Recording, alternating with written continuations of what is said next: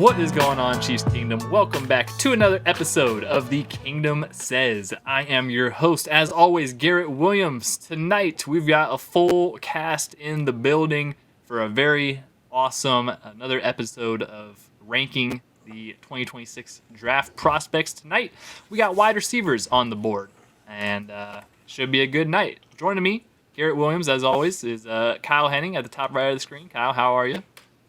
Hello. Good, ready to talk ball. Got lots of stuff to discuss this evening. Sure enough, we do. Also join us, Thomas Pike, Mr. Arrowhead Tom. How you doing, Tom? Oh, good. This is going to be an interesting discussion. I don't want to tip too much, but I'm excited. You guys know I love draft talk, so yeah. I love it. And the other Kingdom Recon member, Mr. Randy Ellenberger. How are you tonight, Randy?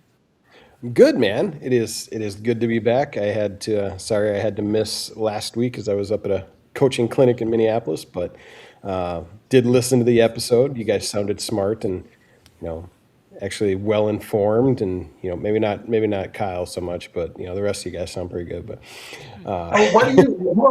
why do you sound surprised by that? No, usually I want to try. I usually throw shade at you, Tom, but I just picked somebody new this time. But no, he's mad at me for the Kyle Lewis take. No, yeah, it is what it is. It is. Yeah, we're gonna be. If you guys tuned into the last episode, you might have realized it was a 2-hour long episode. So we're gonna do our best today. We're gonna break it down just wide receivers on this episode. We're gonna go through. We're gonna talk about basically the tiers of wide receivers that you have at each pick of the Chiefs. There's a couple guys for that top, that 9th overall pick. There's a lot of guys in that 29 to 40 range. A lot of there's a lot of guys. Let's be real with you guys. There's a lot of guys. We're gonna try to cover a lot of guys here in a somewhat concise manner. We're going to try to give you guys what you need to know for the more relevant guys that the Chiefs might have a chance of drafting and actually being a difference maker. The Chiefs have a very specific type, it seems like, at receiver. It seems like at least for the past couple years or so, it always seems to be Rashee Rice kind of broke that mold a little bit, but if you know how Andy Reid likes him, he likes them short, small, and fast. And so, there's been a lot of luck with that type of mold, but there's also been the Sammy Watkins and the Marquez Valdez-Scantlings and the stuff like that. They're a little bit tall receivers that have a lot of success in this offense. So, I guess without any further ado, we'll kind of get right into it and start breaking these guys down, starting with the guys that are at that pick 9 range that the Chiefs will be picking. Obviously, we've talked about pick number 9 and the kind of, I don't know if you say the order of operations of importance of different positions. I think we can all agree that D-line and edge rusher is a huge position of need. There's a couple other positions up there that you would argue as well. Wide receiver, quickly before we get into it, I guess, how big of a need do you guys feel like? And I'll start with Kyle. How big of a need do you feel like wide receiver is to this Chiefs team in this current state? I mean, I'm not comfortable going into the season with this wide receiver room as it is. Are you? No. There are some unanswered questions about a certain individual's off-field affecting his on-field availability. That's still up in the air, although judging by Andy Reid's press conference, they sound like they seem to think he's playing every game this season at least. Maybe not next year, but this year they at least seem confident in that. And based on kind of some of the things he said. If you haven't, you can always go and tune in. They put his press conferences online. But, I don't know how you can say you're comfortable with where this wide receiver room is unless you assume he's available for the whole season. And that's kind of what he said based on the press conference. So that's part of it. I do think they need to add to it because even if you're comfortable with it right now, you really only have – Rashee's going to be coming up for a contract conversation, and whether he does get in trouble this year or not for whatever happened with the female-involved situation that's a conversation that you're going to have with ownership about whether or not you pay that guy. And then at that point, you have Xavier Worthy and Jalen Royals and the Tyquan Thornton for another season, I guess. Which I like Taekwon, but neither of those two other guys are a 1 at this moment. Xavier Worthy, who knows, could be, maybe develops into that. Probably going to be a solid 2A guy, is my guess, kind of based on where we're headed right now. Now, maybe giving him actually adequate, competent wide receiver coaching will help him and may help Rasheed also, and Jalen Royals as well. So that's probably good. I'm hoping that's more what Andy was referring to when he said he was good with the wide receiver room, is he was much better with the coaching staff that he has in there now and feels more comfortable about their prospects. I'm gonna take the positive spin on that approach, I guess, for me.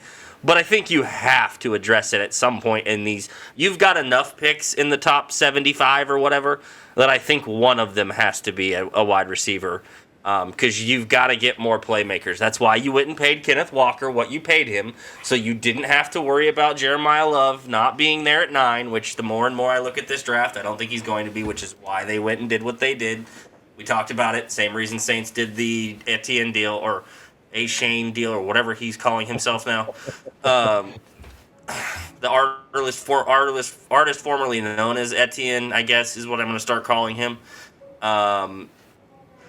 Garrett, that's a Cher reference in case I know you're like real young and stuff. So, you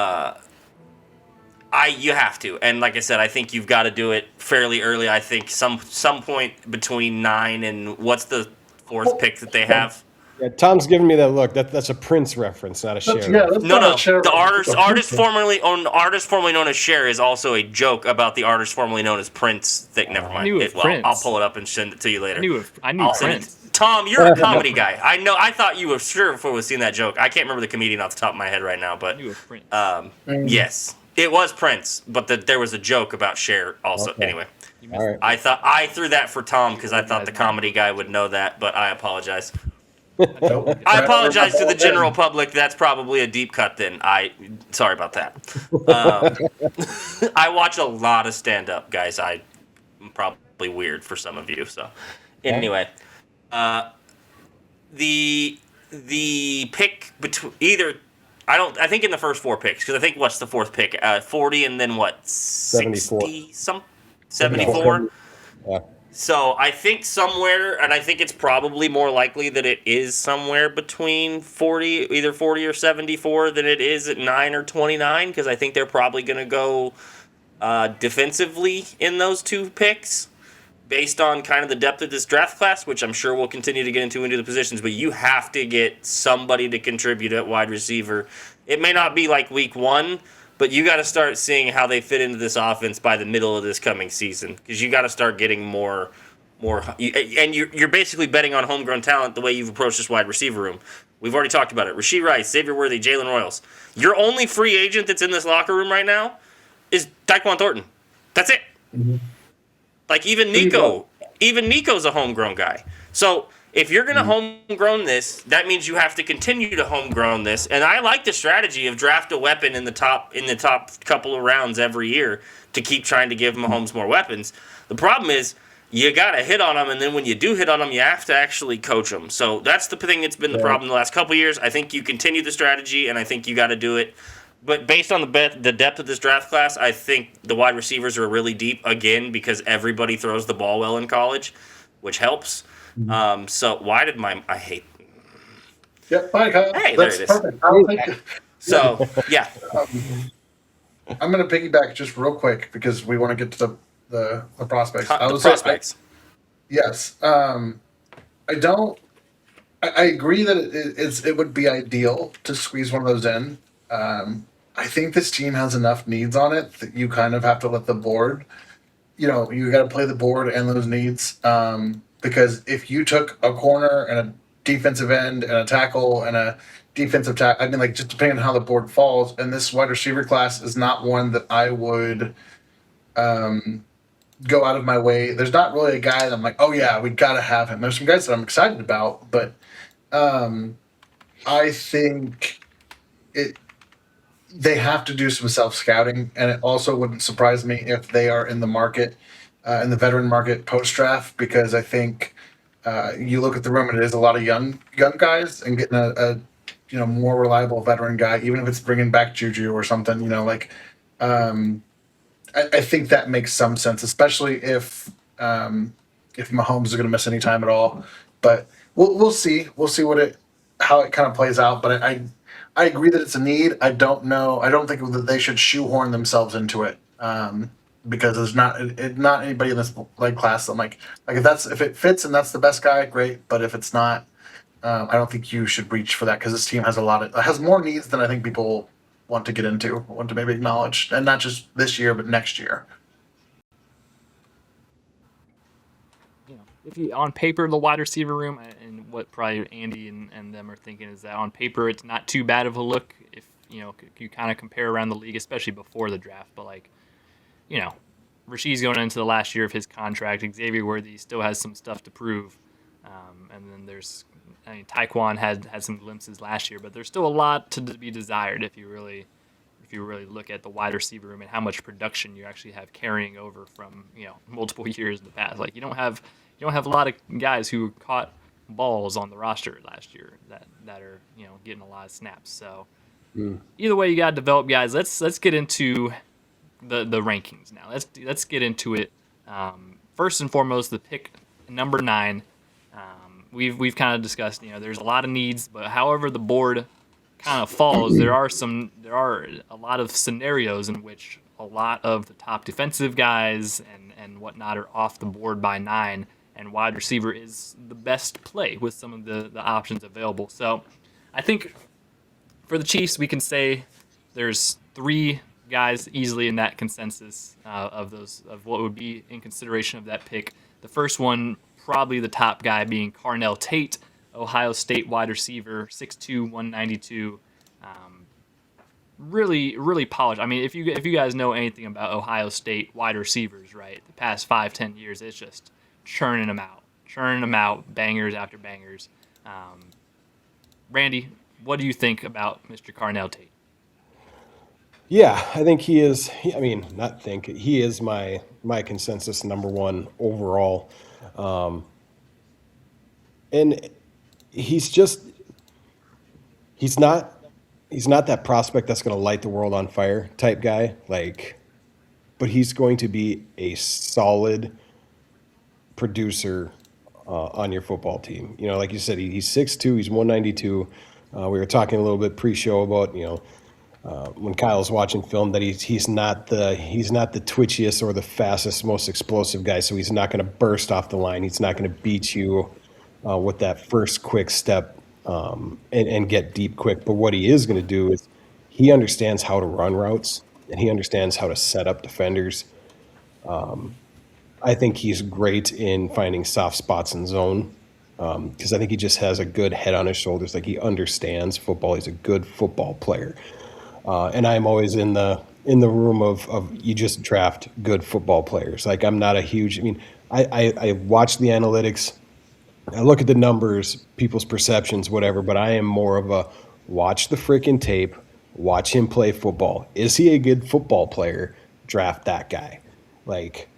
Everyone looks good at the combine. The underwear Olympics where there's no pads and there's nobody in your face and no one's trying to kill you. Yeah, it's great. You run those drills and you do the things, and they're all key pieces in the evaluation process. But I always go back to what I saw, initial gut feelings of what I saw on tape. And Carnell Tate's in my mind, he is the best wide receiver in this class. I even brought it up in pre-show as a lot of people's argument, he's not even the best player on his college team. I was well, the other dude's an alien. Okay, there's not a lot of dudes that come around like that. So if you're on the same roster as that alien, you're going to be the number 2 guy too.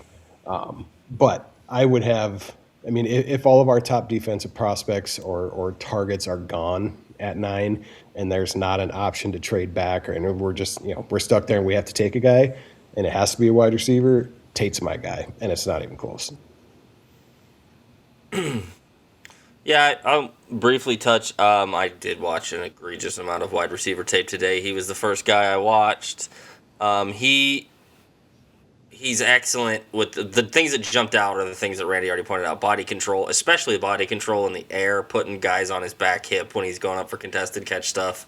And then the soft spot stuff. And not just the soft spot, but running through the zones and continuing his routes out. His probably best game was against Texas, I would say, this year. The only things I have any kind of concern of is it looks a little slow coming off the line. I think some of that's because he's long. And I also am curious to see what it does when NFL corners press him, because he didn't get a lot of press man because a lot of corners in college couldn't do anything with him. Those are the only kind of things, but I do think he's the best wide receiver in this class. So I don't have a lot of concerns if they're going to go a receiver and if he's available at 9. The other thing I would say about this wide receiver class, basically none of the top guys are the Chiefs wide receiver profile type that Garrett was talking about earlier. Even Makai Lemon only ran a 4.5. So you don't have a 4.2, 4.28, 4.3 guy really at the top of this draft class. So if they're going to go wide receiver at 9 or 29, it's going to be a little bit different than the mold that they've been in. That's all I would say there, unless they do go Lemon, who we'll get to, I'm sure, shortly. We are slowly starting to transition, and this is something I've been bagging on forever. It's like we need to get rid of the midget brigade wide receiver room. And we have slowly started to morph out of that, because right now on the roster, out of the 1, 2, 3, 4, 5, 6, 7 wide receivers on our roster, there are only two now that are sub 6 foot. Oh, and the only other thing with Carnell Tate is the blocking. Andy Reid will be all over him about improving some of that, because there is a little bit of room to improve in that department from just some stuff I saw today. Right. I think I'm going to bury the lead. Well, whatever. I'm just going to say it because I think this will be the soundbite, whatever. Carnell Tate's the only receiver of the ones that we're going to talk about that I would take at 9. Period. I'm not saying that that's what the Chiefs will do, but he's the only one. He is, for me, a high floor player. I think he's probably a guy going to be in the NFL, a really solid, really steady number 2. I think of Michael Pittman Jr., formerly of the Colts, now the Steelers, like that type of player, that caliber of player, where I think he can, carry the load if you need him to, but he's never going to be the top of the league guy. I think he plays really smart. I think I was sharing, we talked a lot before we started recording. I think he rose to the moment more than I expected him to with Ohio State this year, and he was just one of those. He became the reliable presence. And that was big for him because, historically there was, coming into the year, there was some concerns about his drops and that type of thing. I know he's not the 4.3 guy or whatever, maybe even not even a 4.4 guy, but I think he's got enough juice, especially once he has some build-up speed, that he can still, press downfield. I think you can put him on the perimeter. You can throw those slants, those quick fades, all those types of things that we haven't had a steady presence to do in this offense. He's not the same type of receiver as Rashee Rice. I think he is more of your physical, like he's going to win with leverage and size and just being. I was surprised at his how much he competed and improved at the catch point this last year. Really is a guy who I think is can continue to grow and mature and be a good developing receiver, but. I'm not I think he's a very safe pick. I think it's a high floor, probably a lower ceiling than some of the other guys. But I think, as we talk about the other guys, we can talk about what that looks like in comparison. Yeah, you guys said a lot of good things. I'm definitely a fan of Carnell Tate's. I do think he's a very good wide receiver.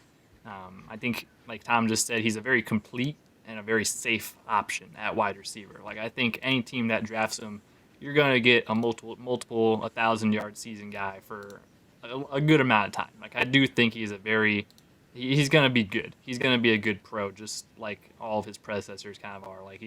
He fits right into that mold with everything that he does.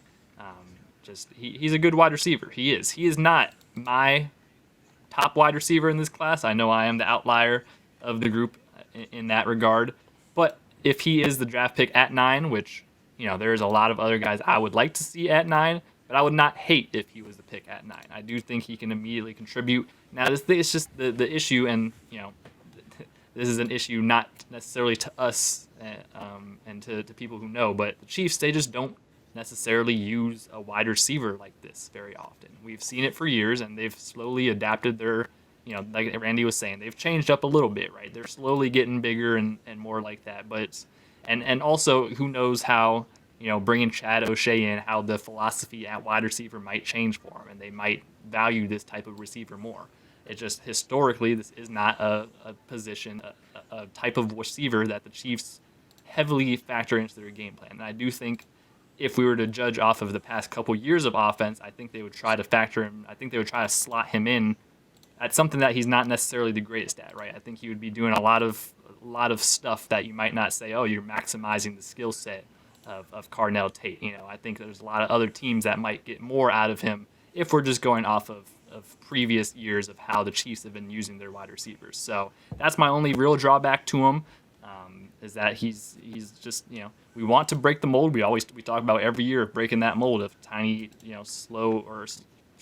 fast slot guys that can, that are just what Andy has always done. So if they do draft Tate, I think it's a very clear indication that they are moving away from that mold and moving towards something that we've all wanted to see, which is great. And I would 100% be down for it because it's a safe option. He's going to be a contributor for you, and I don't think you necessarily have to worry about, coaching him up and developing him into. I mean, there's development to be had, but like you're not taking as big of a leap as you might have with Xavier Worthy or a couple other guys coming out, where it's like there's a lot left to learn for him. So that's my take on Tate. He is my wide receiver 2. I know I'm the only one in that class because my wide receiver 1 is Mr. Makai Lemon, the guy that we've referenced a little bit. I am a very big Makai Lemon fan. I'm also a USC fan, so there is bias. I am biased, but it's not a blind bias. Like Makai Lemon, in my opinion, is the best receiver in this class for a lot of reasons. I'm gonna take the lead on this one. Then I'm gonna have 3 guys follow me and say how bad he is. Probably, so that's gonna be. I'm gonna have to take the punches with that one. But to me, Makai Lemon is a really, really productive receiver. When you talk about Makai Lemon, you talk about production. I think he's a guy that he can do everything. I think you can slot him into any kind of role in the offense. He's not small necessarily. Like he's 5'11", 192. Like he maybe 5'10". It depends on who you're talking to. In my eyes, I think he's 5'11".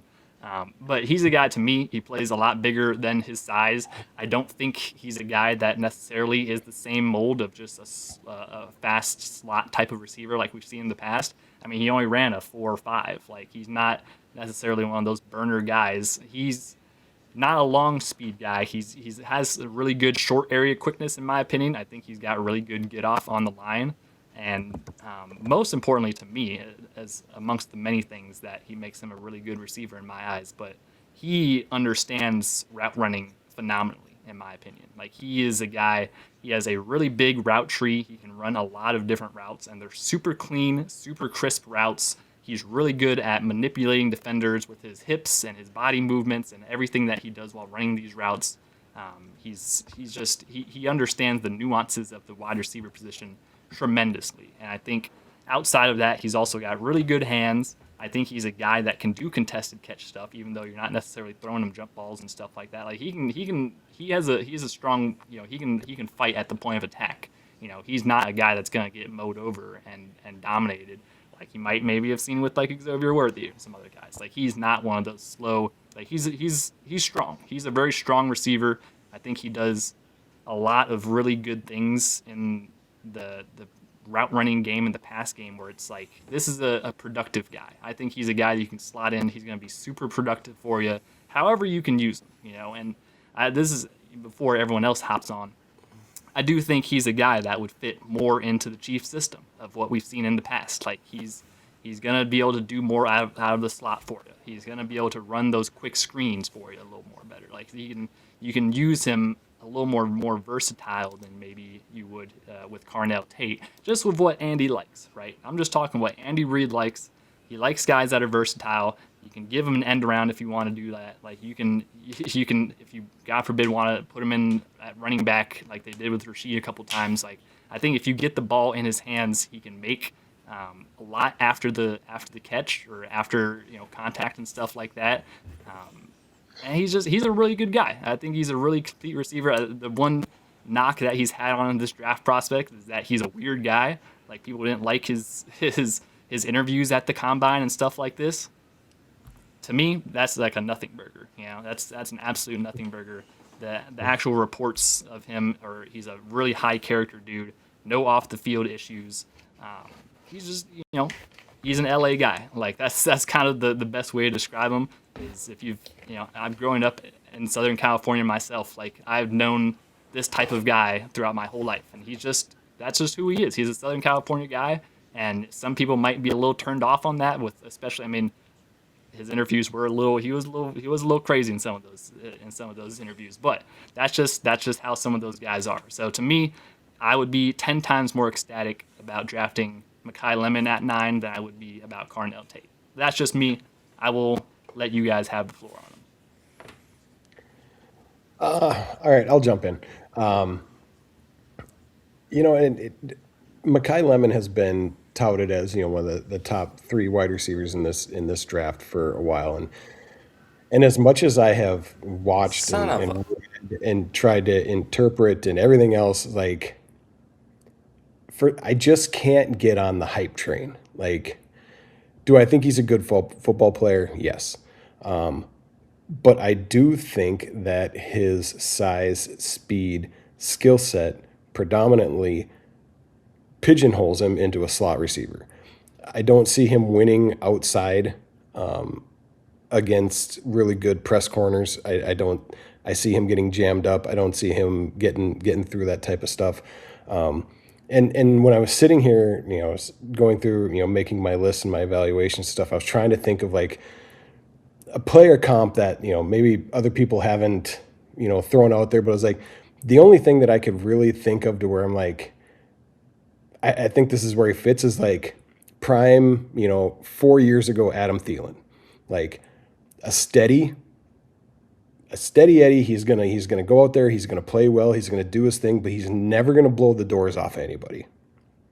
Like I just don't see that wow factor. And that's the thing with Tate too. Like Tate doesn't wow me, but I think he's more versatile with his size and ability to where you can put him anywhere on the field. I think Lemon's just a slot guy. And then, maybe he has some kick return ability as well, potentially. But I just don't see the value in drafting a slot receiver at number 9. Like that doesn't light my world on fire at all. Is he a good football player? Yeah. I don't think he's number 9 worthy. So I pulled up the report I wrote on Lemon, and it's going to be funny because I'm going to tell you all these negative things about you, and then I'm going to tell you the player comp, and I think you're going to like it. I agree a lot with what Randy said, and not even just that. Like he's kind of a paradox because he is a smaller guy, but he's not a fast guy like we see a lot of the smaller receivers be. He plays physical and strong like an outside receiver, but he can win in the slot too. One of my biggest things with him was I thought he was terrible in the run game. I was disappointed in his effort and I know he's strong, but there was a couple times he was getting pushed around by corners on the screens and stuff. And I'm like, that's I don't know. Randy, you can be the grumpy old football coach with me and say, you got to block. If you want people to block for you, you got to block for them. And yeah. I saw that. If you want the rock, you have to block.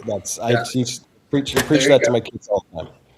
Yeah. Now, that's a very small. I mean, it's not a small thing, but it's at least for a receiver. You know, the evaluation, it's not something I'm Also going to go, kinda oh just- yeah, he's terrible. You can't It's touch kind of him. USC football too. I'm not gonna lie. It's just kind of USC football. But Lincoln Riley, I mean, it's not that hard brand of football that you might have seen in past years. I feel like that's just my opinion. That's just kind of Yeah, no, not to say that they're I soft, but get they got that. a little softer down there. In past Yeah, years. I thought so. A lot of what you said about him, I think that he's nuanced in his routes. I think he does a really good job of breaking and causing separation. I loved very reliable hands. Once he has his hands on a ball, not as worried about his speed. I think he has like good enough football speed. But I think the biggest thing is it's kind of that he's kind of that blend of where how does he fit and where can he fit on your offense? Is he going to be just a slot guy, or can you line him about wide? Can you move him around a little bit more? So my comp for him, this is where I think that you'll like it. My comp for him is Terry McLaurin, who again I Okay. think a very similar. Yeah, see, I knew you'd come around. Uh, We're in. I think We're signed up for Scary Terry, and we don't want this. Come on, folks. yeah, no, and that's why I'm like, okay, not going to be a guy who I think is like the top receiver in the league, but again, very productive. I think with like McLaurin, like he does, he's best in that slot, kind of underneath, smaller role. But you can put him out there; he can match up. So again, my biggest concern is the just kind of the strange size and athletic profile just kind of feels a little mismatched. I do like the way that he plays the game. I like his ability as a receiver. I think you draft him and you have a plan for him, and so I could see the vision for it. I personally, it's more about the other positions and maybe the risk I see with Lemon comparatively, because again, he's not a JSN guy who like maybe a little undersized, but like very fast, at least athletic testing. Uh, I don't think Lemon's game is dependent on that speed. I think he's quick. I think he's explosive. I think he is strong, stronger than people expect him to be, and I think that goes a long way for his projection. I just think there's more risk with him than maybe some others. Brings back a Okay. I am very notoriously a Notre Dame fan. And so there is some bias involved here too.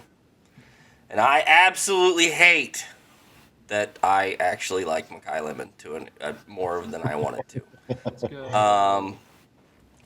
So we didn't do player comps on Carnell Tate. I put T. Higgins on the report I did for Carnell Tate, but I actually would probably amend that to Sammy Watkins. Less freaky. Like, Sammy was freaky. He had some whoa stuff when you watched him. So there was a little more freak there. But big, really understands the body control, really understands the coverages that he sees and knows how to run routes into him that fits, right? So Makai Lemon, he's a little taller than the guy's name I'm going to say. A little bit, not a lot of bit, but they're about the same size physically, and he's just strong and tough and takes more to bring him down than people anticipate.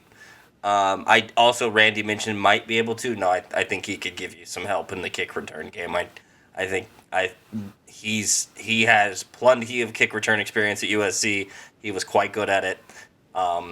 No offense to Nico, but I think that probably gives you some more. I mean, we saw they kind of moved Nico to punts last year anyway, not kick return.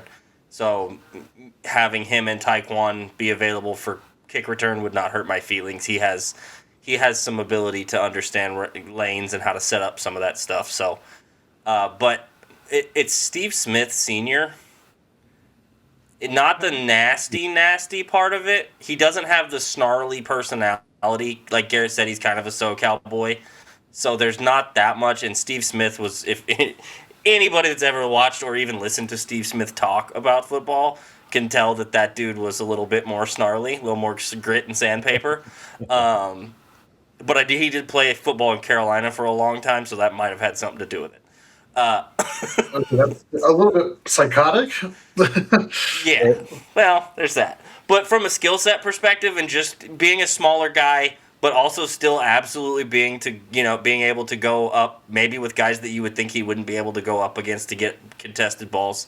I saw that several times where he's got a corner who's probably an inch or two taller than him, but he had him on where he needed him for his body on the route, and then used his leverage and his ability to control his body and keep the guy off. I really did not want to like Makai Lemon.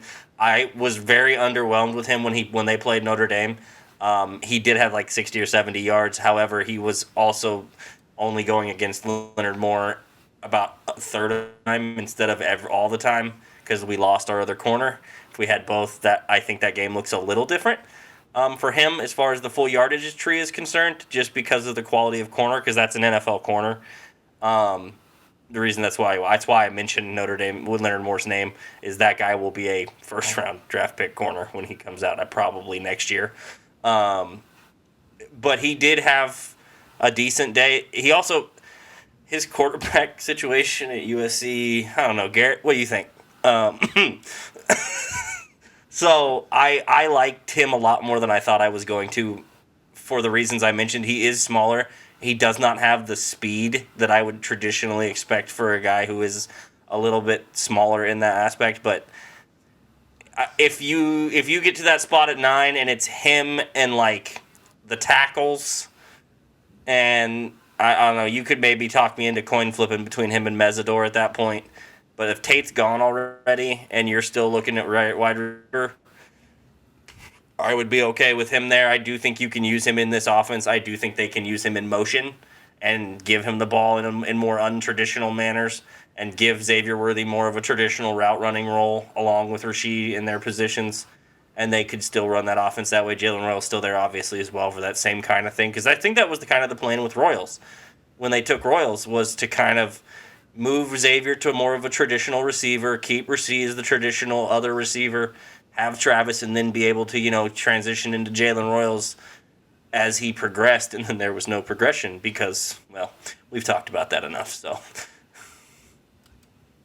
I think we'll see how draft. I would say I have Tate him way closer than I thought I would. That's the other thing. That 1A, that 1-2. Yeah, for me too, it's the other way. It's a very close 1A Lemon, 1B Tate for me. But I will say if we draft another receiver that I'm gushing about a second time in 3 years, maybe the care package will finally come. I'll package the Xavier Worthy jersey and Makai Lemon jersey for everybody. Everyone can have both of them. And then, that one. Promises. I'll get you guys bought in. Okay, moving on to the third guy who would even be at consideration at this position, but I think a lot of us are kind of a little bit on the same wavelength on this guy, Jordan Tyson. Really, really intriguing prospect. He had some really good tape on him. I think huge drawbacks would include his injury history, right? That's a pretty big one. I think drafting a guy at 9 who has that kind of injury history is just kind of off the board for me for sure. Tom, I'll let you start first on. Can I go first? Mine's gonna be really short. I promise. Yeah, go ahead, Kyle. I promise. Mine's gonna be really short. No. Okay, nice. That's valid. Yeah, no, I think I think we'll be pretty united on that. If he somehow fell to 29 because of these injury concerns, I would still 40. Almost say 40. You would have to talk to me at 40. 40 I would be okay. 29 even still. No, I'm good. I'm okay. I'm good. Unless Burkholder signs a contract in blood that says, and I'm joking, by the way, this is completely sarcastically joking. But if he signs a contract in blood saying that he can get him through a second contract without a problem as far as physically is concerned, okay, fine. But other than that, we'll try to keep it brief because we've run pretty deep on these guys already. But yeah, he's missed so many games. They're not minor injuries. I honestly, I wasn't even that impressed with him. I think his highlight reels are really impressive, but his down to down, he's okay. He's good. I don't even see I mean, I guess I could see where's like the flashes. If you're grading to the flashes to what he could be, that's exciting. Um, Kyle mentioned Sammy Watkins. I feel like it's a Sammy Watkins situation. He's just it's so unavailable because of the injuries so often. I could not bring myself to take a top 10 pick, take him with a top 10 pick, or even a first round pick. In my opinion, I understand teams get time to work with these guys medically and check them out, but I just think that you have repeated significant injuries, and not just at one point in his body, right? Like, how long is he going to hold up, especially at the professional level, when you've got bigger guys and faster guys coming at you all the time? So, yeah, I'm with Kyle. It's a no for me. So, not in the first round. Yeah, 100% on board. Now, I will say this: out of three guys that we've just talked about, I think he is the most physically gifted of the three. But the injury concern is just an absolute hard no for me. Like Kyle said too. Like if he's around at 40, then we can talk. But I'm not using 9 or 29 on it. I'm just not. So we can move on. And also, I don't know about physically gifted more than the other two because they basically all three of those dudes ran identical 40s, and him and Tate are basically the exact same size. So like, No, if you watch. Just watching some of the highlight reels, the way his body moves and he can contort and Sure. the wingspan and the crazy catches, that type of thing, I think he's above the other two. But there's just that too also much. may be why he's injured more often than the other two. Maybe To clarify, he didn't turn 40 at the combine I was because about to say, was is. he even fully That was a- like testing? Yeah, that was a pro day time, wasn't it? He already did his pro day time, didn't he? I don't think. I don't, I don't even know. I don't even. I thought they that had. might be Well, a they little have. crazy. I know, They I know have a what you're pro. looking at. They have a time for him listed. Yeah, sometimes they I have- estimate. Yeah, I can. We'll check. But I have a 4-4. no, I saw a 4-4-3 somewhere, but Yeah, so I think we're pretty consensus of he's just not a prospect that we would like to touch, despite the physical tools that are there. I think Yeah. we're good. I don't think we're not that desperate for receivers. So, And like I okay, said, unless let's- it's like second round, late second move round, on then we can talk to about it. the next kind of the tier, next, you the would next say, tier. guys that would be available at kind of 29 to 40-ish. I think there's some guys that are more worthy of being a 20, pick 29, a late, sneak into the end of the first rounder.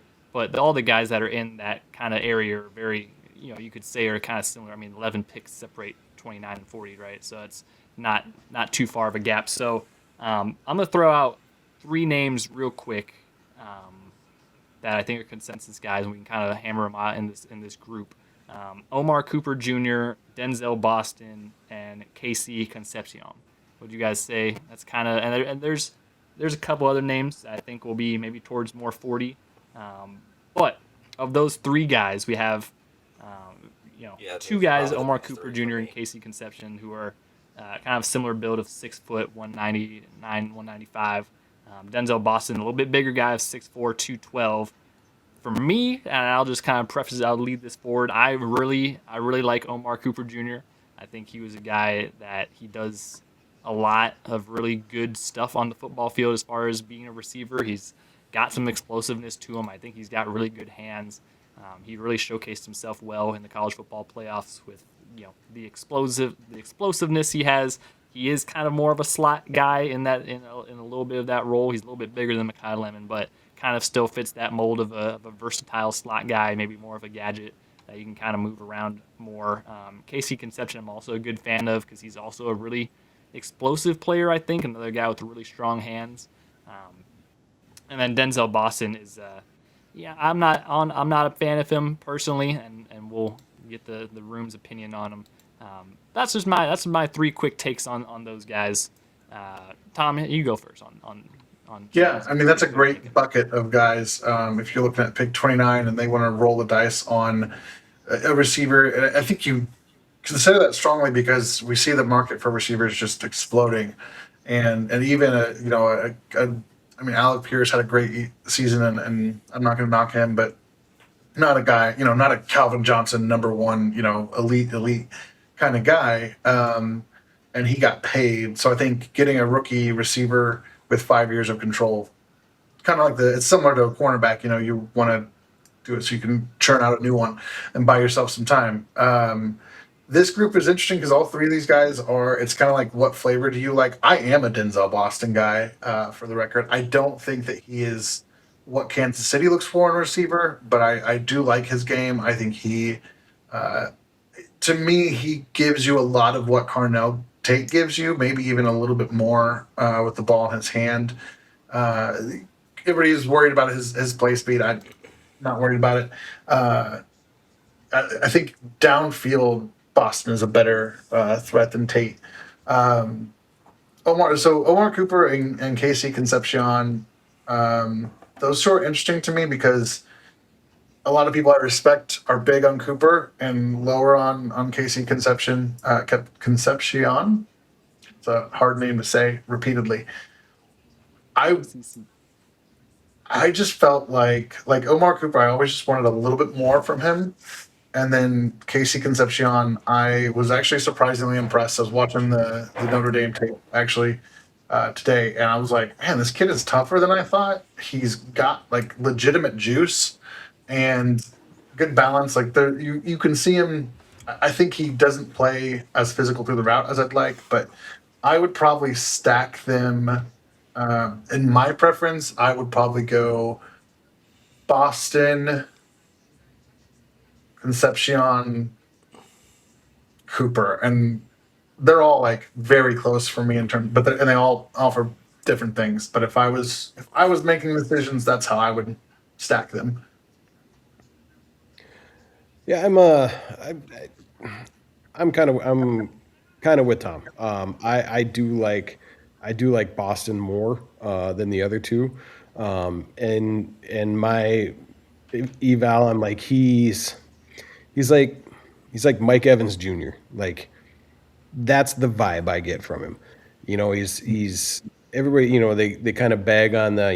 He's got so many contested catches because he can't separate. And I was like, it's not because he can't separate. It's like those are the throws that he was given. Like, and if he is covered, like he's also huge. He's 6'4", he's 215 pounds. He ran a 4.49, so he is athletic and he does have decent speed for his size. He is that true big jump ball red zone X receiver that we flat out do not have on our roster. And that's something I've been banging the table for a couple of years. Is like there are times where we need more than Travis as a jump ball option or a possession type. Like you need to put the ball up somewhere and this kid can go get it type guy.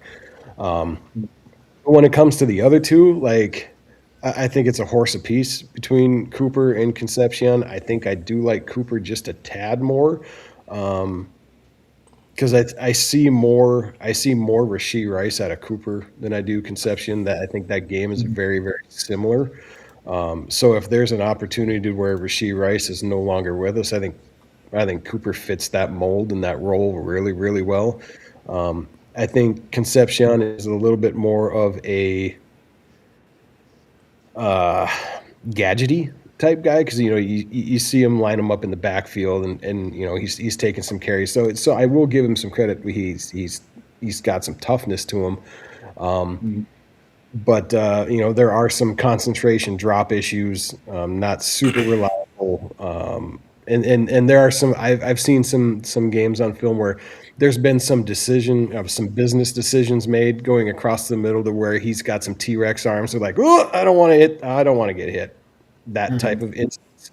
And if you're gonna be a slot type Z receiver to where you're going to move around and you're going to go across the middle, like I don't ever want to see you alligator arm a football because you don't want to get hit. Like you don't have a spot on my team. I don't want that. So I didn't expect for Tom and Randy to be both in that camp. I don't particularly actually have these three guys that close because I'm much lower on Concepcion and Omar Cooper Jr. than I really like Denzel Boston. I am a big fan of the player. I also have some major concerns about the other two guys. Casey Concepcion, sans the timidness, we'll call it, for the middle of the field in certain areas, he dropped the ball a lot. 19 drops is a lot of drops on like 188 targets or whatever it was. He also has slow hands. And what I mean by that is when a ball is thrown to him at a faster velocity or when he may not have his head quite around as he expected to, it gets on him too quick, and that's part of his drop problem. Guys, who throws the ball for the Chiefs? He's got an arm. Throws laser beams, like from 5 yards away. I mean, it's Everybody's always... not looking. Sometimes he's not looking. Yeah, and there's not always eye contact involved either when the ball is coming. And then he also, by the way, even if you know that you may get killed, he expects you to be where you're supposed to have been going, even if you both agreed to change it, after the ball was snapped. You're supposed to be somewhere. If you're not, that's going to be a problem. And then we can talk about the blocking. And, buddy, no. They're going to have to start from literally scratch on that front. And, Tom, you talked about the Notre Dame game. Yeah, he picked that game to have the game of his life. I appreciate it greatly. But,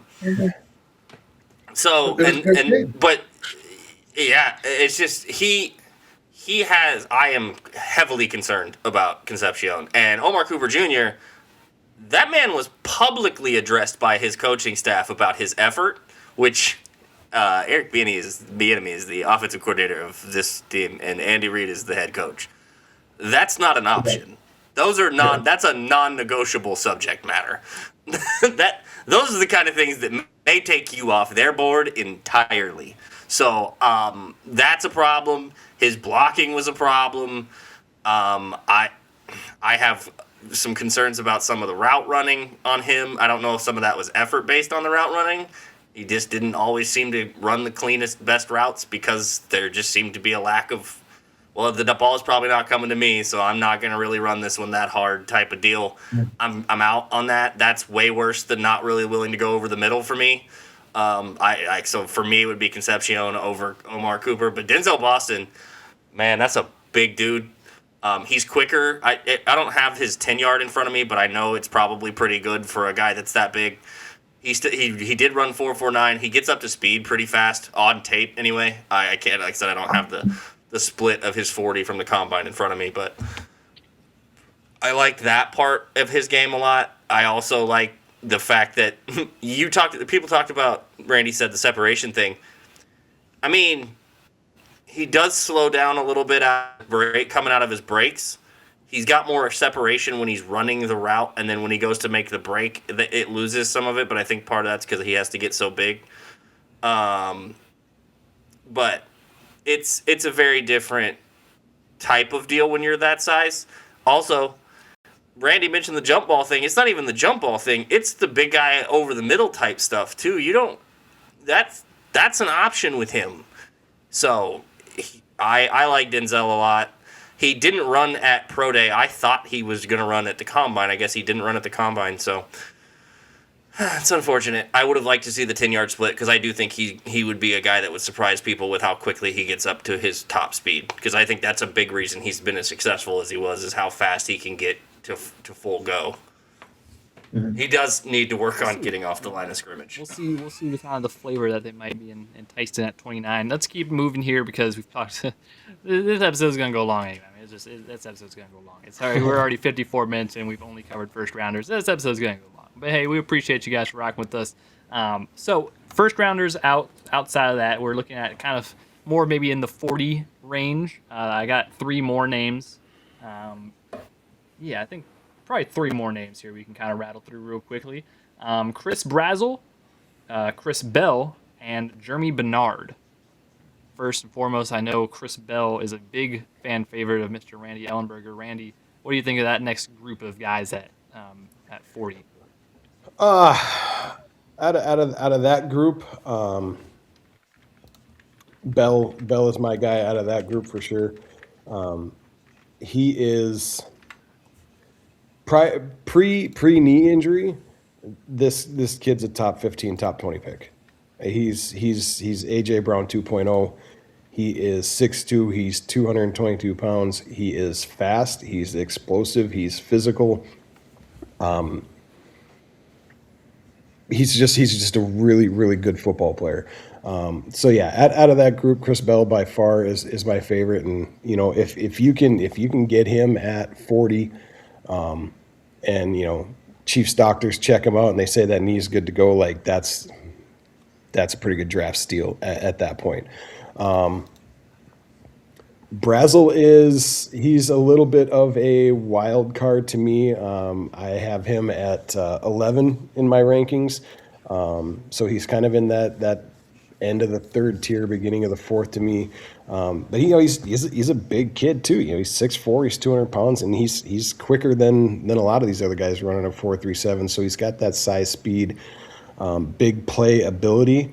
I just see just a lot of inconsistencies. That it's just like whether it's effort or hands locating the ball, whatever it might be. There just seems to be something slightly off to where he just can't quite seem to put it all together all the time. And I understand that Tennessee quarterback play has not been fantastic either. So he's probably not getting the best balls thrown to him in exactly where they're supposed to be in timing wise and whatnot. But with all that being said, still there's a lot of intrigue because he's a physically gifted dude. Like there's a lot of talent right there.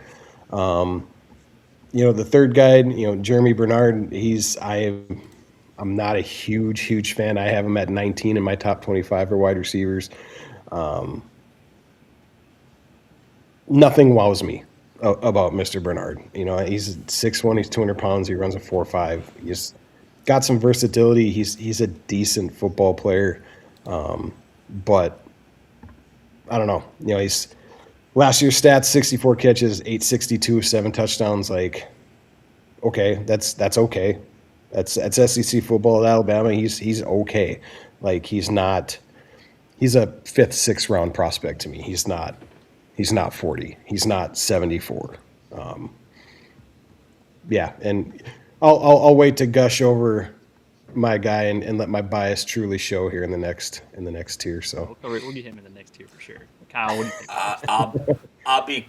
I'll be pretty quick here. I'm pretty much on the same boat with Randy as far as Bernard goes. That he's just, if Meh was a wide receiver, Meh, yeah. That I don't.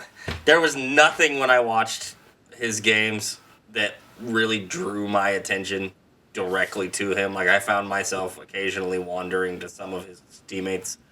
That's usually not great when you're only wanting to watch wide receiver play. We're only looking at him. So not my favorite. Brazzell's was faster than I thought he was going to be as far as his actual combine time because he did run a 4.37 I think at the combine. And he had a little fat. He was a sub 1.5 10-yard split, which is really nice. I do think they're going to have to maybe put a little bit of weight on him if you're going to play him outside. A little skinny. Skinny for 6'4". A little bit. He's to get press manned up. He's going to have a little trouble with some of these guys. Like if L'Jarius Sneed had knees, that would be a bad matchup. I'll put it that way. So there's that, and then he's like the same mold as like every other Tennessee. Chris Bell. Yeah, dude. A lot of the Tennessee guys, you're right, are very similar. Very similar players. Chris Bell is interesting. I'm kind of a coin flip on him. I'd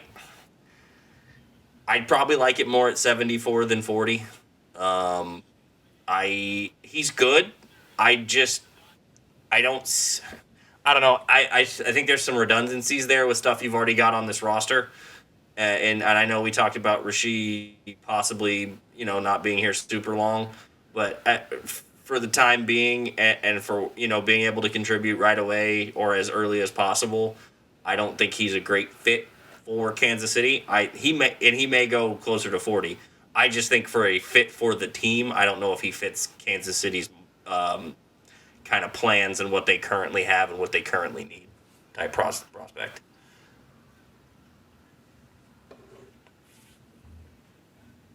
All right, I'm gonna start off hot and say that I would probably take Chris Bell at 29 before I would take Cooper or Concepcion, just because he is coming off an ACL injury, gives you a little bit of time getting that fifth year option. As far as the player, yes, maybe there's a little bit of overlap with like what Rashee Rice offers. I think Chris Bell plays stronger than Rice. Um, he's an ascending player. He's a guy who's I think is going to have to grow a little bit, just the nuance of the game. But the physical traits are very enticing, assuming that his medicals check out. I loved watching him. He just had such a fun year, and he's a kid who like it's faster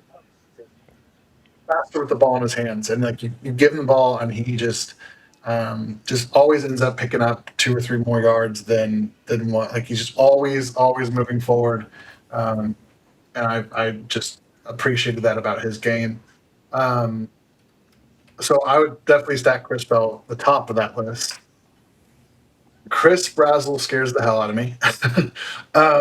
Tennessee's offense is weird. They're known for making it, very simplified routes, all that stuff.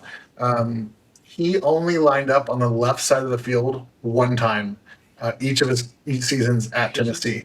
And when you look at those things, like the receivers who had those types of like alignment things in college, not many of them are successful. He's an athletic freak. I think he tracks the ball well downfield. The other thing I wanted to mention with Chris Brazzell that's important for the context for the Chiefs is he does have a history of having some legal involvement for speeding. So those charges did happen. Probably something that the Chiefs may want to not invite in. They want the room to go faster, but not that fast.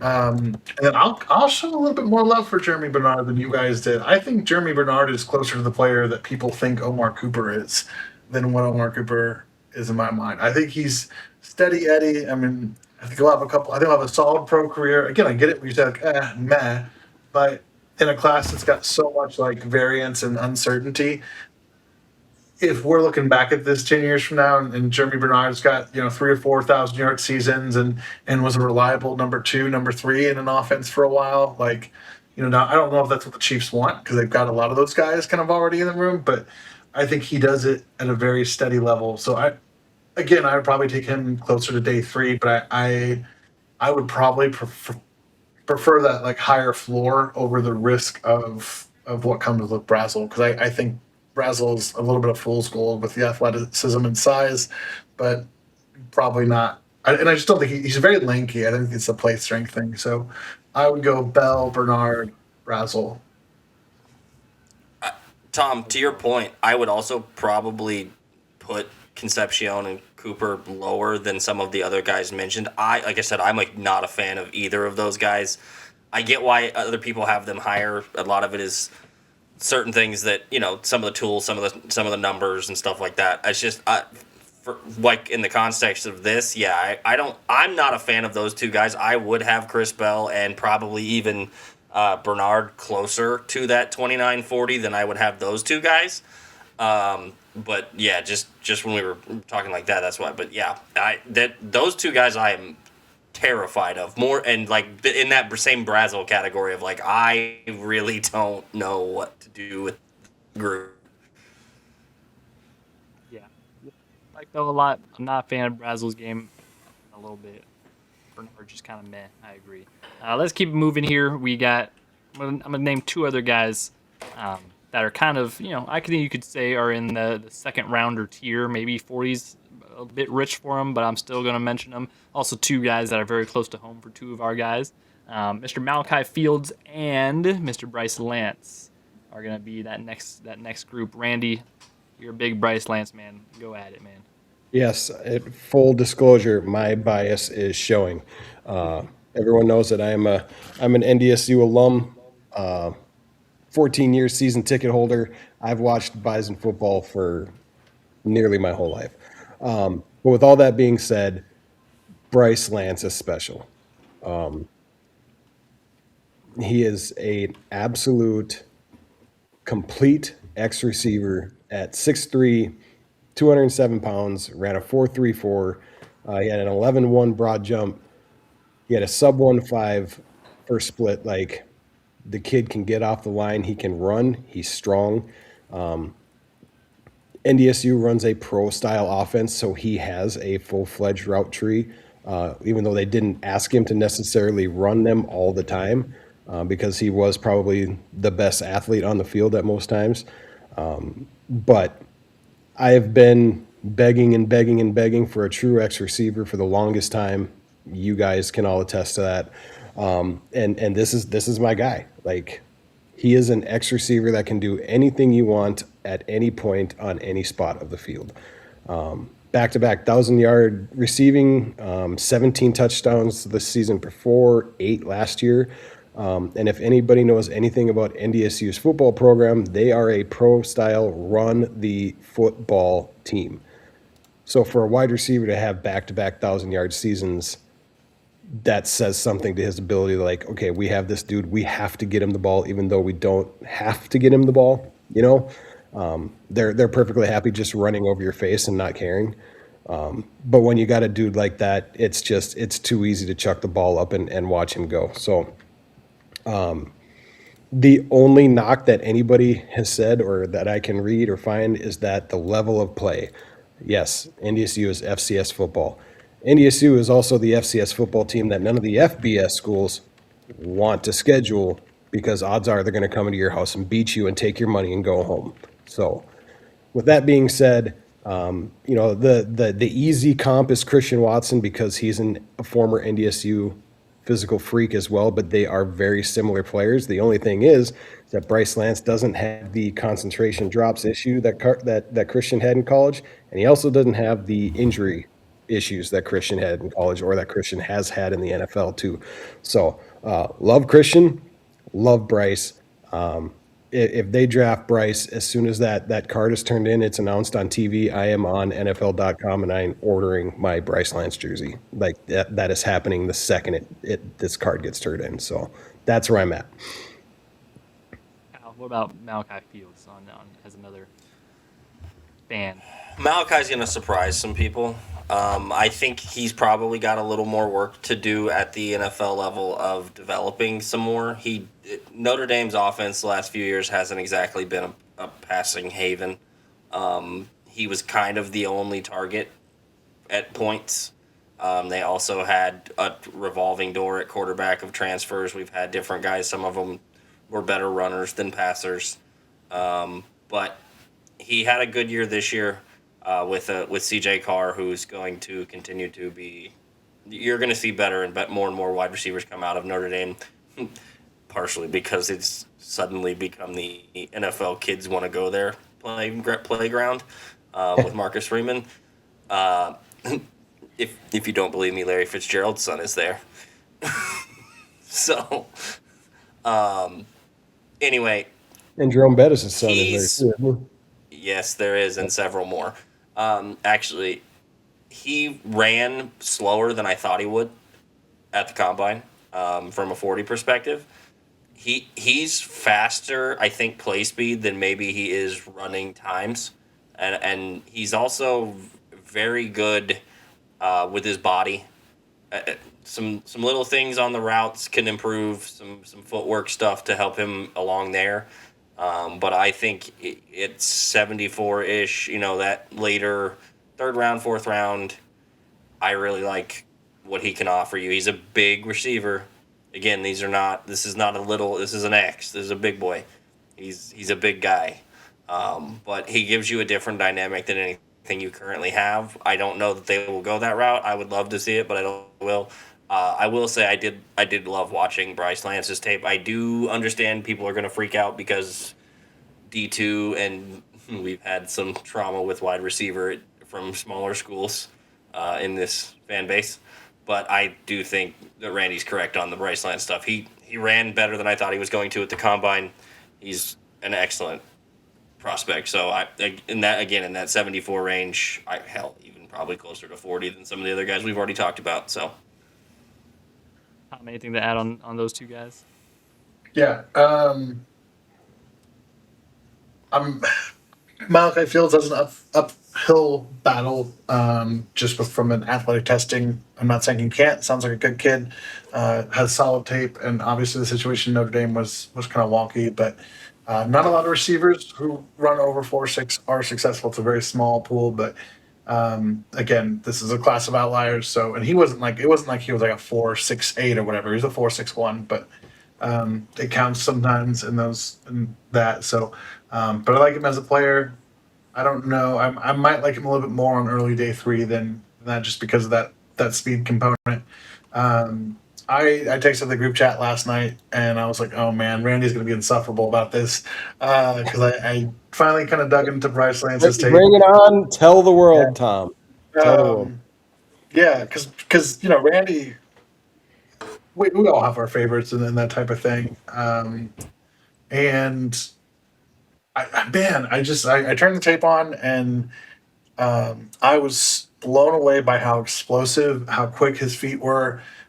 He made some he has a one-handed, it wouldn't have counted in the NFL, but it counted in the college. It's just crazy one-handed catch against South Dakota State. Yeah. He was just the guy, and I thought he played more physical than I anticipated. So if you're taking a flyer on him as a guy, like we talk about all the risk with these players, like Chris Brazzell and all that stuff, like Bryce Lance's measurables and athletic profile are huge. He produced, when you're watching those smaller school players, like it should be pretty obvious who the guy is on the field when you turn that on, and it was very obvious with Bryce. That sub 1.5 10-yard split at 6'3", 204 is redonkulous. That's like Tyreek Hill, 10-yard split level. And then on top of that, he jumped 41.5 inches. And you see all that on the tape. Like, I think he's, going to you adjust the pro level, get a little stronger, get a little bit, and Chad O'Shea will get the nuances for the route running and stuff done. He's not a bad route runner by any means. Like Randy said, it's just going to be, I think, more opportunity. But man, he was so much more fun to watch than I thought. I'm not a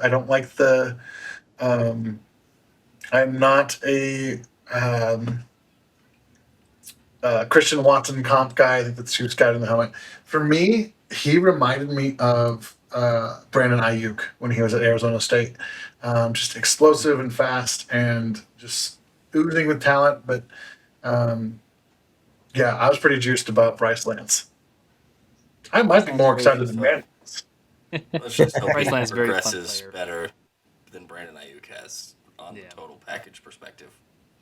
Yeah, both really, really fun prospects. Also, if no one has connected the dots already, another Lance who went to NDSU. He is the younger brother of Trey Lance. So the backup A quarterback. lot more playing time. That was the big concern about Trey Lance, I think, coming out. Little playing time. He's had a lot more playing time up there, so that's good to see. Okay, let's hit the next tier. Let's hit 3 quick small slot guys. Randy's favorite, small slot guys. Let's get a couple out of the way. Pass. Zachariah Branch, Antonio Williams, and Burks. What's his first name? Deion Burks. Deion Burks. 3 small guys, kind of slot guys. I will say, just to preface this, I like Zachariah Branch a lot. He was a USC guy. He was very dynamic at USC before he went over to Georgia for his last season. He is just a prototypical slot guy. He's really not wowing you with anything else, but I think out of the slot guys if you wanted a slot guy at 74 or maybe round 4, and you wanted a really high upside slot guy, I think Zachariah Branch would be the guy. And he's a guy. He's a good playmaker. He can definitely do. Kind of reminds me of DeAnthony Thomas a lot of what he can kind of do for, especially what the Chiefs would use him for. The other 2 I don't really know about, but Zachariah Branch, he's good. What about these other guys? Anyone? All right. So you labeled these guys. I literally have in my top 25 Williams 20, Branch 21, Burks 22. Like they are all in the same group. They are round 6 guys for me. Like we all know my affinity. I'm over the small slot guy. But these guys are productive. Again, they're not bad football players. They're just not my cup of tea type guys. You know, Williams is the biggest of the bunch at 6', 187. You know, Branch is 5'9", 175. Burks is 5'10", 180. But they're fast. You know, Burks ran a 4.3. Branch ran a 4.35. You know, Williams is at a 4.4. So they are what they are. They are the small slot receiver. That's just what they are. So I mean, you could put their names on a board. You could close your eyes and throw a dart, and that's how I would get my rankings out of these three. You know, they're so very, very similar to me. Yeah, but they're guys that I'm not necessarily interested in, and they're, you know, special teamers in the 5th and 6th, 7th round to me. So Slot guys is exactly how to describe this group, because I don't think any of the three of them can play anywhere else. no, For me, Williams is, I'm good. You don't scout the helmet, but I Clemson wide receivers, I'm okay. Sammy Watkins is the best one, even out of all the ones that have come out of there since. And Sammy still had his warts too.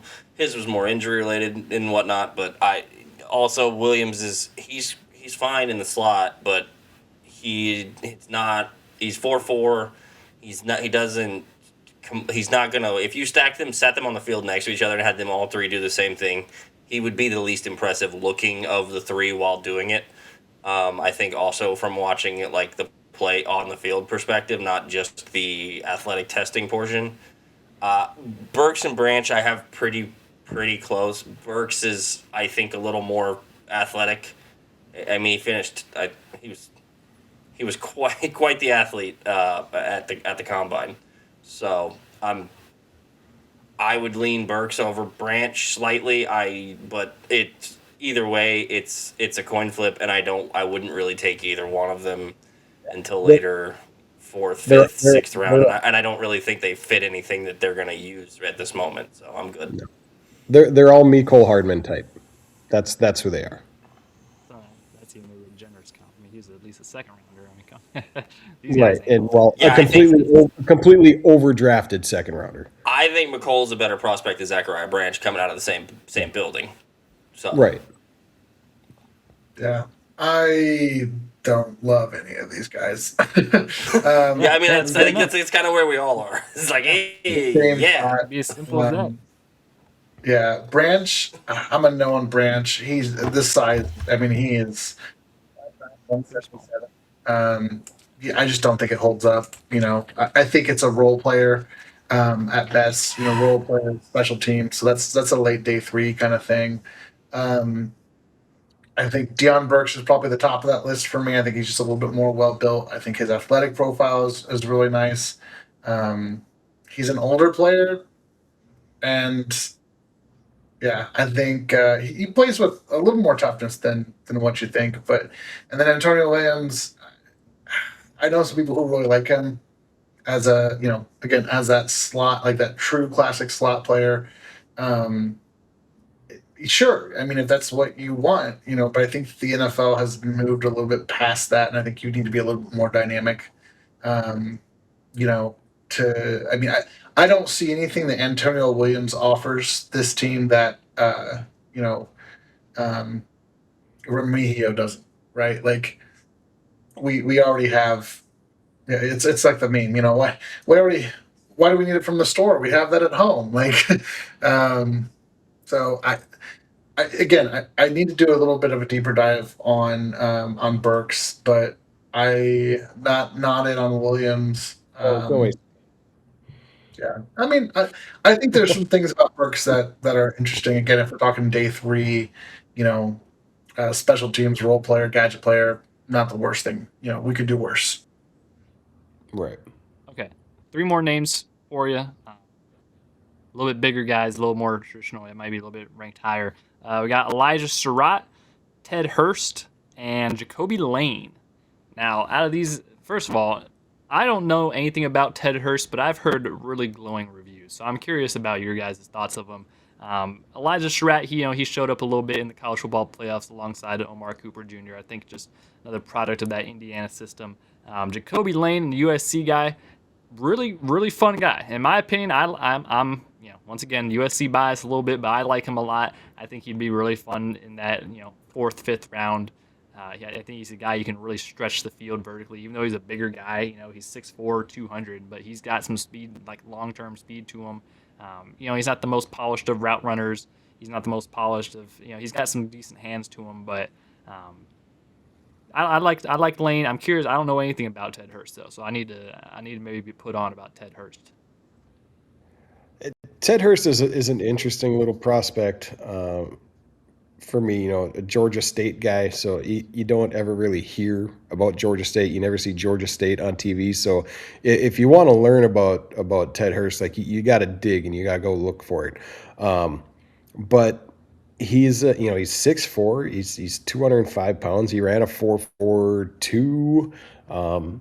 He had a solid season with over 7 catches, over 1,000 yards, 6 touchdowns this year. But if you're talking about guys that we've already talked about, like he's a Temu Bryce Lance, like he's the Dollar General version. Like he's got that build, he's got decent speed, he's got some ability, but he's just not.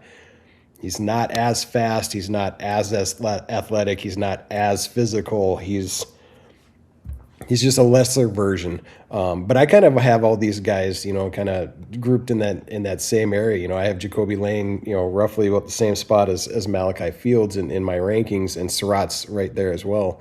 And I have Hurst sitting at 14 in my top 25. So they're all kind of in that middle of the pack, but they're all developmental guys. Like they all have holes in their games. They all have things they have to clearly work on. But not to say that they can't be good pros. They all have traits and tools that are desirable for that. Like Lane is. Yeah, he's 6'4", he's 200 pounds. He ran a mid 4.4. He's athletic. Sarratt's that 4.4. He's 6'3", 210. So like the body type and their athletic ability is there. Sarratt a little bit more of a statistical, juggernaut, I guess, in the two with the 15 touchdowns from Indiana this year. Like he is that reliable, bigger bodied possession type guy. He's like a Michael Pittman to me, almost kind of similar play style. But yeah, if you want to learn more about Ted Hurst, yeah, you got to do a little bit more digging. But yeah, still definitely later round developmental guys that could pop in the right system with the right coaching and right opportunity. So out of that grouping for me, I'd probably take Hurst first of that group of 3 that you listed. I think they could use him in motion a lot. I think that's one of the areas he'll be successful with. He does, again, Randy's right, all 3 of these guys have development. I would probably lean Sarratt next over Lane. Just because of some of the consistency stuff out of Sarratt, and you saw his ability to make some big, crazy plays if he has to go up and do some crazy catch stuff. He made some huge catches for Indiana in that grouping, and really increased his stock down the stretch there in this season. That playoff run, he played really well for them all year. His testing, I didn't ever expect him to test super well. Just watching him on the field, I didn't expect crazy testing numbers out of him. But I would prefer Hurst just for they can use him in different ways perspective out of that group of 3. But I'm not super high. Like, they're all developmental guys, Randy's right. Very middle of the pack. Mm-hmm. Put us on, Tom. Man, I feel like I have a slightly. So Ted Hurst is fun, in some ways. I just love Sarratt's game. I love his attitude. Right, his college nickname is Waffle House because he's always open. Huge hands. I mean, he's just like again, not a world beater.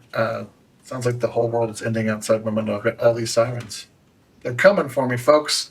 They heard I'm already doing 2027 mock drafts, so throw away the key for that one. I think so. I would probably stack them Sarratt, Lane, Hurst. I think Hurst has a lot more growth to do as a project. I think his upside is probably higher. Oh no! That could be a I problem. thought they were coming for me. They came for Garrett. They Garrett, got Garrett. he back. Yeah, it's all right. Oh look, we're shuffling around. Buzzell's on deck too. We're good. I just think Sarratt is so consistent. Here's what I would say. He's like a bigger Jarvis Landry. He's not going to be a fast, whatever, but competitive, just absolute oven mitts for hands. And I think if you talk like where are we going to be in 3 years from now, I think he has the best chance of being the starter contributor type of player. I love Ted Hurst's story. I think he's the small school darling that it's just hard. It's hard to be there as a receiver in the league, and it's a big step for him. So. And then Lane kind of drives me crazy because I've watched him early and I've wanted to like him more than I do. Um, Kind of a red zone specialist. Yeah, he's got a lot of growth to do. But he is a younger player, a true junior. So, but also, yeah, just he's intriguing from the. I think he's got better. He's got more experience and more, a higher level of competition. But I think I would take Sarratt pretty handedly over the other two. I would agree. I would fair. agree. It's valid. Yep. It's valid. Okay, so right That now that's consistency 17. level does make a difference for sure. Because Sarratt is, man, he is. Having He consistency. and It's good. he also maximizes all of his talent. Like he gets every bit of it out of himself. Like he's gonna give you everything. So I think that helps too. Okay, so that's 17 guys that we've covered in about an hour and a half. So I'll leave it up to. I'll open the room up if there's any other guys that we haven't necessarily hit on. I know Brennan Thompson is a guy we should definitely talk a little bit about just because he ran a 4.2, and Andy Reid probably saw that and started texting Brett Beach something. But he's also he's 5'9", 164. So Yeah, he's he'd just a tiny, get run he's a over. I mean, tiny Harrison little, Butker would yeah, run him he's a over. if tiny he were little doing a jitterbug. kickoff. Two guys I just want to kind of throw out that I found out, just kind of going through these things that I liked more than I expected to was DeJon Stribling from Ole Miss. Yeah, he's 6'3", 215. He ran a 4.48. But he just seemed like he was like one of those kind of just go-to playmakers for Ole Miss, and just kind of seemed to show up in some big spots. He's a contested catch guy. 6 touchdowns on the year, 800 yards, and he gave 55 catches. So he's a guy that just kind of popped off the screen to me quite a few times. That just kind of made me pay a little bit more attention. But he's definitely one of those round 6-ish guys. But then I came across the second coming of Anquan Bolden, and I want to know if that would spark anything in Tom's brain to make him think of who I'm talking about. Tom, who was I don't have a clue. That's a huge. Josh Cameron from Baylor. Oh, He's 6'2", he's 220. He's similarly built to Chris Bell. Not as fast or explosive, but Anquan Bolden made a living of just being a big physical dude that could catch the ball and just be consistent. And that, when I watch Cameron, that's just exactly what I see. So not elite speed, not super athletic, but he is consistent, big and strong, catches the football. He had 69 catches this year for 872 and 9 touchdowns down in Baylor. So just a couple guys that through the course of things that kind of popped off to me, that kind of caught my eye. So. yeah, I've watched a little bit of him. I didn't get enough into him, I think, to have an opinion, but I've heard of him. Yeah, I'll be honest. I don't have a lot of guys. I'm a little bit slow on this class because there's not been a lot of guys late that have stuck out to me. So I'm looking through here. I'm like, there's not anybody who pops out to me that I'm like, we have to talk about him. Yeah, we covered a lot of them. Kyle, anyone else? I got one. Yeah. I got one, and Combine kind of made me watch him. He was the second to last guy I watched today. He's not from a traditional football power. He's gonna be probably a late sixth, early maybe seventh. Could be a priority UDFA guy. But Cincinnati Bearcat, Jeff Caldwell. I got it. Big boy. Boy 6'5", okay? And runs like a deer. So that is 4-3-1. Yeah. he has basically no route tree, which that's fine. You can teach him how to run routes. You have a wide receiver coach who's been doing this for a really long time. He can help with that category. As a later round, let's see what kind of a weapon we can make out of this kid. I like some of the stuff I've seen. He's a deep ball threat. Obviously, he's 6'5" and runs really fast. That causes people problems. He's, like I said, he's got a lot of stuff to develop to become a real big time wide receiver. But he is intriguing to me in those late rounds. That's a guy that I think he would be fun, and I think he provides you an element that, Taekwon can give you that some, but that's a little bit even different from what Taekwon can give you. Yeah, this kid's 3 inches taller and 10 pounds heavier and more athletic. I think that almost about covers it, but of course, if you're following along at home, you might have picked up on the fact that we've forgotten one specific school that we always have to cover. Anytime we talk about the Chiefs and Andy Reid, Chase Roberts, wide receiver out of BYU. Yeah. Listen, he's gonna be a UDFA for us. It's a win. He doesn't play linebacker. It don't matter, Tom. If you go to BYU, you have at least a 50-50 shot of getting a phone call from the Chiefs. 6'3", 209. He ran a really slow 4.64. I think he's just supposed to be a vertical, lengthy guy. Not going to impress you, not going to wow you, but he went to BYU, so there you go. That's the BYU. It's like national radio shows talking about the Cowboys. That's how it is for the Chiefs and draft. Got to mention the BYU guy always. And he's probably old. Yeah, he'll probably stick around on the kind of remind me a little bit of Gary Dieter. He can give you the Gary Dieter. Kind of just he's a practice squad white guy for the next couple years. Oh, you mean Patrick Mahomes' Royals game attendant? Yeah, his buddy. Yeah. His golf caddy. Maybe he'll be the best friend of Justin Fields. He'll be like the next version of that. The discount Patton and Gary Dieter friendship. You never know. Okay, so that covers it all. A minute 30 or an hour 30, I should say. We appreciate you all for rocking with us through this one. Minute 30 if you listen to it on 10x, I guess. Yeah, exactly. Maybe 15.